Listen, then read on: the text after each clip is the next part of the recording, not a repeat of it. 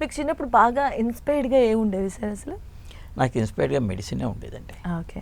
Persons అంటే ఏం చెప్తారు? అంటే ఒకరు మనకి ఇన్స్పైర్డ్గా ఎక్కువ వాళ్ళని చూసి మనం నేర్చుకుంటూ ఉంటాం. నేను 10th క్లాస్ చదువుతున్నప్పుడు రాజమండ్రిలో శాస్త్రి అని ఒక డాక్టర్ గారు ఉండేవారు.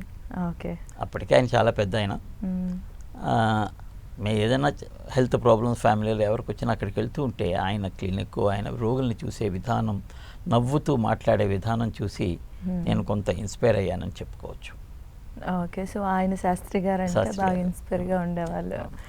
సో సార్ అప్పటి కాలంలో మెడిసిన్ అంటే ఎలా ఉండేది అప్పుడు? ఎందుకంటే now we can get anything what ever we want అన్న చందంగా ఉంది ధోరణిలో ఉంది యా. అప్పుడు. సో అప్పుడు it's very difficult I think, ఎందుకంటే కమ్యూనికేషన్ ఉండదు, అవైలబిలిటీ కూడా అంతగా ఉండదు. సో ఎంత డిఫికల్ట్గా ఉండేది అసలు, మీరు అసలు ఎలా సాధించారు వాటిని? అంటే అప్పట్లో ఎలా ఉండేది అంటే అమ్మ, అసలు ఆ రోజులే వేరు. నేను కాకినాడలో చదువుకుంటూ ఈవినింగ్ ప్రాక్టీస్ చేసేవాడిని. ఈవినింగ్ 2 o'clockకి, మధ్యాహ్నం 2 o'clock వెళ్ళి నైట్ 8 వరకు 9 వరకు పేషెంట్స్ చూసి మళ్ళీ నేను కాకినాడ వెనక్కి వచ్చేవాడిని. ఇది ఒక విలేజ్ అనమాట. అది 6 కిలోమీటర్ల దూరం. అయితే స్కూటర్ మీద వెళ్ళేవాడిని.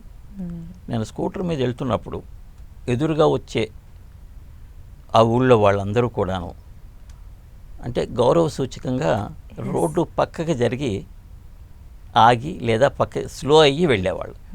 అలాంటి రెస్పెక్ట్, ఆ గౌరవం ఉండేది. ఆ రోజులు వేరు.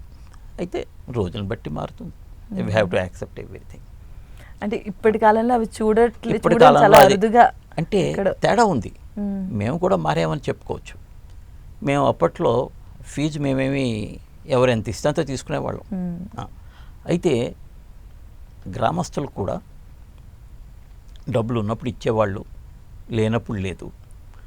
కానీ కోతలయ్యి పంట చేతికి వచ్చిన తర్వాత, పంట అమ్మిన తర్వాత వచ్చి డాక్టర్ గారు అని చెప్పేసి 200, 300, 500 డాక్టర్కి పేషెంట్కి మధ్య నమ్మకం నమ్మకం అనేది ఉండేది.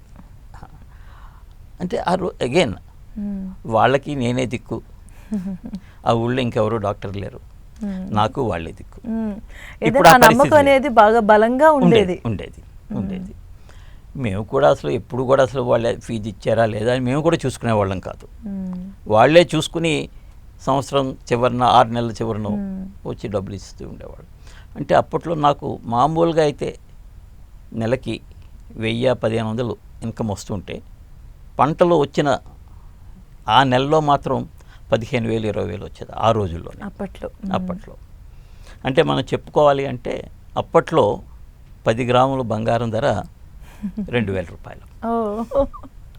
అప్పట్లో అది చాలా చాలా ఎక్కువ. అంతే. ఇప్పుడు నాకు 2,000 ఇన్కమ్ వచ్చిందంటే ఇవాళ లెక్కలో చూసుకుంటే 1,00,000 రూపాయలు ఇన్కమ్ వచ్చింది. సో ఆ నమ్మకం అనేది ఉండేది అప్పట్లో.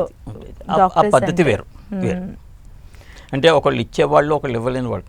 కొంతమంది ఎక్కువ ఇచ్చేవాళ్ళని కొద్దిగా ముందు పిలిచేవాళ్ళు, మిగతా వాళ్ళు మామూలుగా రొటీన్గా పిలిచేవాళ్ళు. కానీ దట్స్ ఎ డిఫరెంట్. సార్ ఇప్పుడు మీరు